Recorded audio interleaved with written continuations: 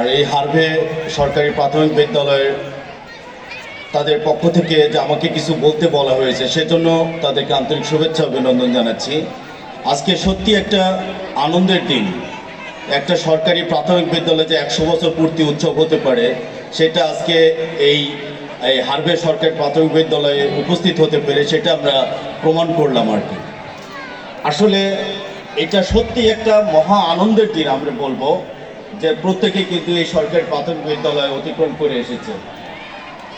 আমি বিশেষভাবে আজকের এই দিনটিতে যারা অনেক পুরনো এই স্কুল কেন্দ্রিক সরকারি প্রাথমিক সবাই কিন্তু প্রাথমিক বিদ্যালয় অতিক্রম করে বিভিন্ন জায়গায় পৃথিবীর বিভিন্ন প্রান্তে অবস্থান করছে, যারা এই স্কুলের শিক্ষক ছিলেন তারা কিন্তু আসলেই ধন্য। যারা কেউ কি বেঁচে আছে, কেউ বা আল্লাহর কাছে চলে গেছে, তাদেরকে আসলে এই শিক্ষার্থী যারা তৈরি হয়েছে তাদের জন্যই কিন্তু আল্লাহ তাদেরকে বেহেশতবাসী করবে।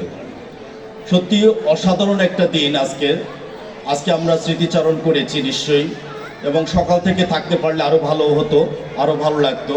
কিন্তু আমি জাস্ট একটি বিষয় আমি কথা বলতে চাই, সেটা হচ্ছে আজকে আমরা কিছু কিছু সময়, বিশেষ করে গত করোনাকালীন সময়ে আমরা প্রত্যেকের হাতে মোবাইল চলে গেছে। করোনাকালীন সময়, তারপরে বিভিন্ন রাজনৈতিক পরিস্থিতির কারণেও কিন্তু মোবাইল আমরা হাতে তুলে দিতে বাধ্য হয়েছি, কারণ অনলাইন ক্লাস হয়েছে, সবার হাতে কিন্তু এখন মোবাইল চলে গেছে। কিন্তু এই মোবাইলের যে সর্বনাশা পরিস্থিতি, সেটার জন্য কিন্তু আমরা সবাই একটু অবগত থাকব। আমরা কারণে অকারণে হলেও আমরা বাচ্চাদের হাতে মোবাইল তুলে দিচ্ছি, স্মার্টফোন তুলে দিচ্ছি। আমরা আসলে কতখানি নিজেদেরকে স্মার্ট করতে পেরেছি সেটা কিন্তু একটা বড় একটা ভাবার বিষয় হয়ে দাঁড়িয়েছে। আজকে প্রথম শ্রেণী থেকে দ্বিতীয় শ্রেণী, পঞ্চম শ্রেণী প্রত্যেকেই কিন্তু আর এই কাজটার ক্ষেত্রে খুবই ডেঞ্জারাস অবস্থায় রয়েছে।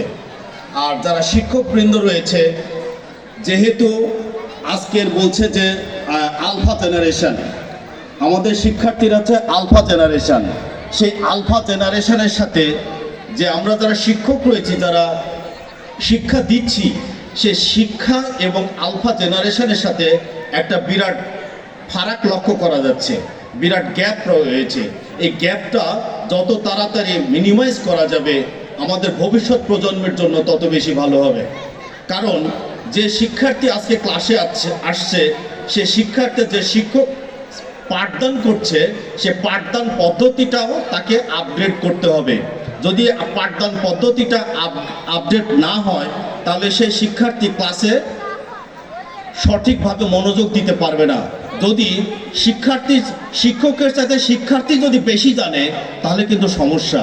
এজন্য আমাদেরকে পড়ালেখা কিন্তু চালিয়ে যেতে হবে, যেন সঠিকভাবে শিক্ষার্থীকে আমরা পাঠদান দিতে পারি। তো আসলে আজকে একটু পরেই জোহর নামাজ, আজকে জুমার দিন, জুমা নামাজ হবে। তা আমি বেশি কথা বলবো না। সবাইকে আবারও আন্তরিক শুভেচ্ছা এবং অভিনন্দন জানাচ্ছি। এবং হারভে সরকারি প্রাথমিক বিদ্যালয়ের যে 100 বছর পূর্তি উৎসবে যে উপস্থিত রয়েছেন